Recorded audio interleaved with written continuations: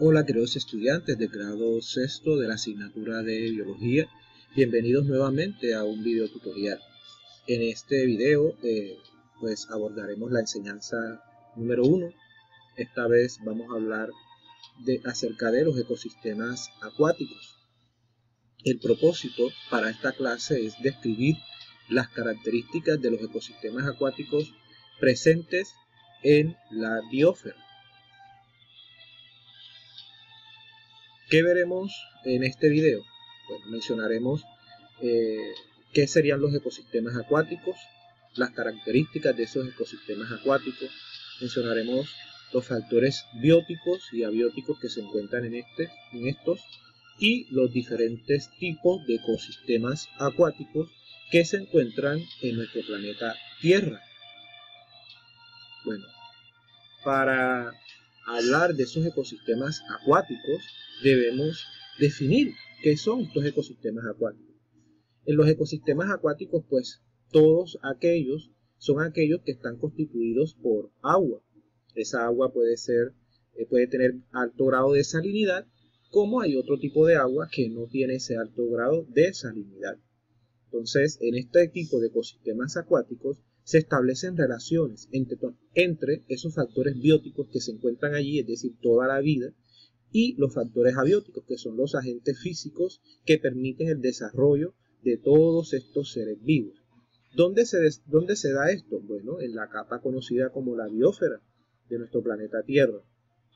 Existen factores abióticos que van a limitar como tal la vida en el agua, en ese ecosistema acuático.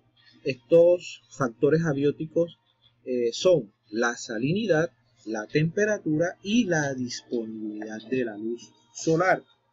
¿A qué nos referimos cuando hablamos de salinidad?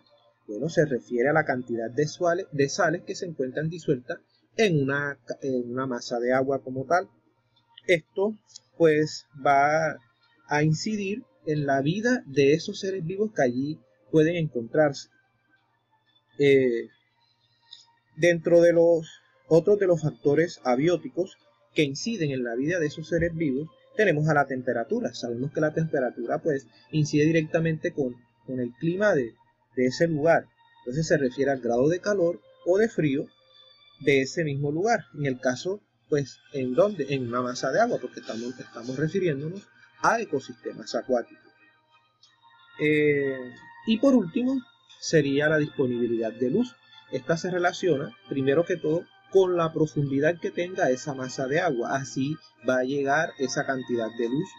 Es decir, que depende de la distancia que hay entre la superficie y el fondo como tal del agua. De acuerdo a esto, pues, con la profundidad, la luz penetra en diferentes distancias. En los océanos y en las aguas continentales profundas, la luz puede llegar hasta 200 metros, por lo que afecta a la distribución de los seres vivos que allí habitan, especialmente a los organismos productores, como en el caso de las algas y de las cianobacterias, que realizan pues como tal la fotosíntesis, y como no llega la luz del sol, pues ese tipo de seres vivos no pueden encontrarse en la parte profunda de este tipo de ecosistemas. Bueno, vamos a hablar un poco acerca de esa clasificación de los ecosistemas acuáticos. Los ecosistemas se pueden clasificar en tres grupos fundamentales o en tres tipos de ecosistemas. Están los ecosistemas de agua dulce, los ecosistemas marinos, como lo observamos en la diapositiva, y están los ecosistemas de interfase. ¿Qué características tienen los ecosistemas de agua dulce? Bueno, se caracterizan por ser masas de agua que presentan menor salinidad. Estos se pueden encontrar tanto por encima como por debajo de la superficie terrestre. Podemos mencionar también que estos se clasifican en varios subgrupos. Están los lóticos, los lénticos, que incluyen a los arroyos, lagunas, humedales y aguas subterráneas. Tenemos a los ecosistemas marinos. Bueno, estos son otro tipo de ecosistemas que también están conformados por masas de agua, pero estas son no continentales. Pero la diferencia entre los ecosistemas de agua dulce es que estos sí presentan una alta salinidad, es decir, una alta concentración de sales. Y dentro de los ecosistemas marinos podemos encontrar otros subgrupos, están los océanos y los mares. Y por último serían los ecosistemas de interfase. Este es otro grupo de ecosistemas acuáticos. ¿Por qué se les llama de interfase? Porque resultan de la combinación de las aguas de ríos y del mar. A esto se le conoce como estuario. Un estuario sería la mezcla, cuando se mezcla el agua del río con el mar. Estos son poco profundos y, como les había dicho anteriormente, es una mezcla que resulta del agua salada y de agua dulce. Estos se clasifican en dos, serían en manglares, que son muy populares aquí en la ciudad de Cartagena, y están los marismas. Entremos de lleno a hablar sobre cada uno de estos ecosistemas. Hablemos de los ecosistemas, los ecosistemas de agua dulce. Los ecosistemas de agua dulce se clasifican en, como les dije anteriormente, lóticos y lénticos, y aquí pueden incluir varios. ¿Qué características tienen los ecosistemas lóticos? Bueno, la palabra lótico quiere decir que esas aguas están en constante movimiento, son aguas que corren, por ejemplo, un agua de un arroyo o un agua de un río. Esto se le llama ecosistema lótico. Estos ríos y arroyos pueden ser temporales o permanentes, dependiendo también de la cantidad de agua y el clima de ese ecosistema. Bueno, la mayoría de los ríos que se encuentran en el mundo nacen en las montañas y descienden hasta el océano. Estos se originan en un naciente o cabecera y van a terminar en un espacio para el vertimiento de aguas llamado ¿qué? Desembocadura. La distancia que hay entre dos puntos se conoce como curso y la cavidad por donde corre el agua, es decir, por donde pasa esa agua en movimiento, se le llama cauce. Los ríos se pueden presentar tres tramos. El primer tramo, pues, eso depende desde su nacimiento, es decir, donde nace el río hasta donde desemboca dicho río. Estos tramos pueden ser el curso alto, que es el lugar en el que nace el río. Pues sabemos que por lo general los ríos nacen en las montañas, donde el agua fluye rápidamente debido a la pendiente y este va a tener o va a traer arrastrados los sedimentos. Está el curso medio, que sería, pues, sí, el curso medio, vendría siendo el sitio donde termina la montaña. ¿Qué sucede ahí? El río es más amplio y el agua fluye un poco más despacio. Y por último está el curso bajo. El curso bajo, pues, es la desembocadura del río. Sus corrientes lentas y los sedimentos se depositan y se acumulan en el agua de mar o en el río o un río de destino. Bueno, hay otro tipo de ecosistemas de agua dulce que se les llama ecosistemas lénticos. Este es totalmente diferente al anterior. ¿Por qué? Porque sus aguas están quietas, están estancadas en un solo lugar. Esa es como tal una característica de los ecosistemas de agua dulce llamados lénticos.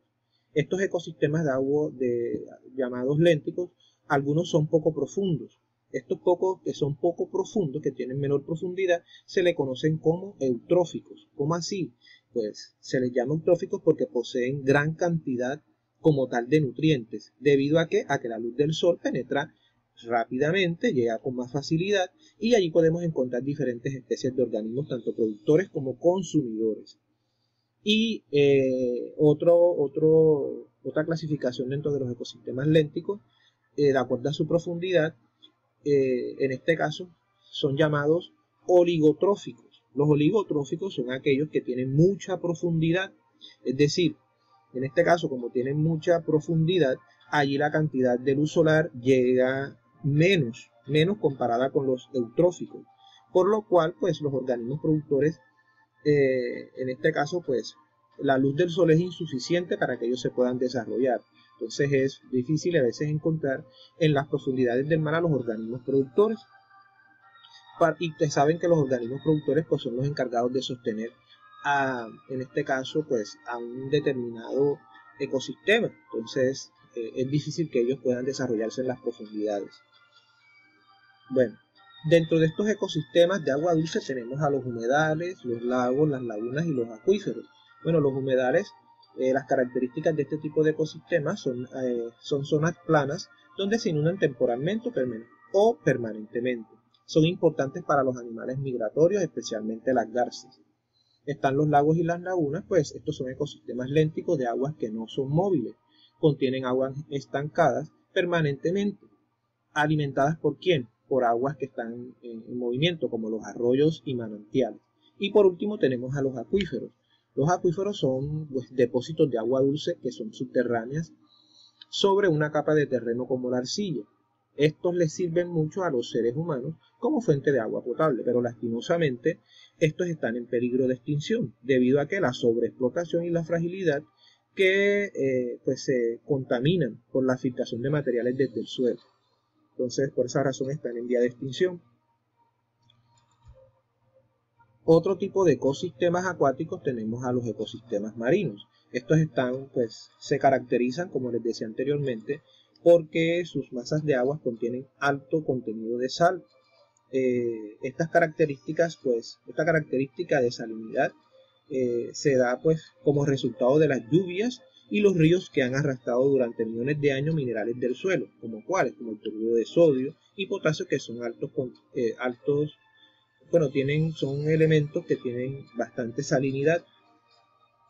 Estos se clasifican en los océanos y los mares. Bueno, los océanos también son característicos de agua salada y se conocen 5: el Pacífico, el Atlántico, el Índico, el Ártico y el Antártico. Esos son los 5 mares los 5 océanos como tal que existen. Y por último tenemos los mares. También son ecosistemas de agua salada, pero de menor extensión que los océanos. Los tienen menor extensión. Se diferencian porque sus aguas se sitúan entre dos masas terrestres. También pues se puede mencionar acá que por razones históricas y por su ubicación, los mares reciben nombres particulares, por ejemplo el Mar Caribe y el Mar Rojo.